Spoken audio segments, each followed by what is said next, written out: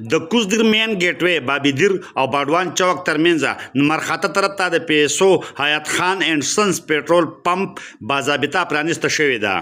د پاکستان سټیټ آیل پیښور ډویژنل منیجر فضل منصور، د منیجر پبلسټي میډم رابعه یاسر، د پمپ مالک حیات خان، هغه رونو هستم خان، واقف خان، نجم الدین خان، نعیم الله خان او نور ګڼ شمېر خلکو په وړاندې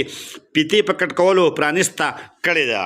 حیات خان پیټرول پمپ چرته چې د مانځه دپاره جومات، نارینه زنانو دپاره باپرده باترومونه موجود دي، وړاندې نه د بااخلاقه عملې په موجودګۍ کې د معیاري او په ګیج پوره تیلو خرڅ جاري و. د پمپ نه تیل اچونکو وینا وه پمپ نوی کلاو شو، تیل هم برابر دي او ګیج هم برابر دی او ریټ هم برابر دی.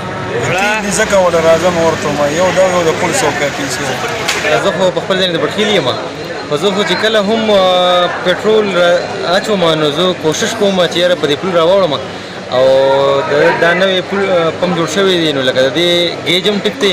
کوالټي هم ټیک ده او په ریټس کې هم کم از کم لږ پیسې فرق شته. په پیسو فرق یې خو یو طرف ته خو لکه د ګیجو او د تیلو د کوالټۍ ښه ډېر زبردست او ډېر ښه ریزلټ دی. د پرانیستي په سلسله کې تابع شوې دستوره چې پکې د پاکستان پیپل پارټۍ پخوانی وفاقي وزیر نجم الدین خان، چکدرې ستر مشر عبدالرحمن خان، تحصیلدار ادینزی عمران خان، پاکستان سټیټ آیل خیبر پښتونخوا ذمہ دارو او سیمې ولس په ګڼ شمېر کې شرکت کړو. وینا په وخت د پیسو پیښور ډویژن منیجر فضل منصور، پبلسټي منیجر میډم رابعه، سیلز آفیسر میراج حیات خان ته په ښه پمپ جوړولو مبارکۍ ورکولو سره د پیسو په تاریخ رڼا واچوله او ویل چې پیسو د 1 میلیون میټرک ټن خپل سټوریج او 30 سیل پوینټ لري چې د ملک په سطح قایم 30,000 پیسو پیټرول پمپونو ته تیل ورکوي. حیات خان صاحب کو ویلکم کرتا ہوں پیسو فیملی میں کہ انہوں نے بڑا اچھا فیصلہ کیا کہ انہوں نے پیسو کمپنی کا پمپ کے لیے اپلائی کیا اور پیسو نے اس کو اپروو کیا اور میں امید رکھتا ہوں کہ ان کا یہ فیصلہ غلط نہیں ہوگا اور ان کو ہر موقع پہ سپورٹ کرے گی پی ایس او.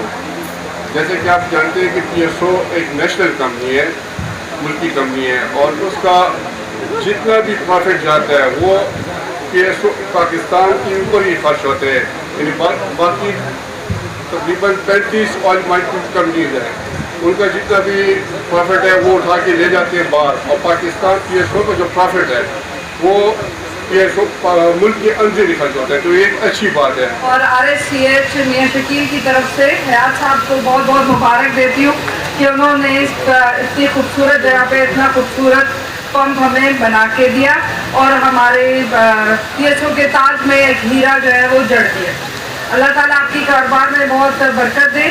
اور اللہ تعالیٰ اس پمپ کو اور ترقی دے. دستوره کې نجم الدین خان، نعیم الله خان، تحصیلدار ادینزی عمران خان، هستم خان، واقف خان او نورو د پاکستان سټیټ آیل راغلي میلمنو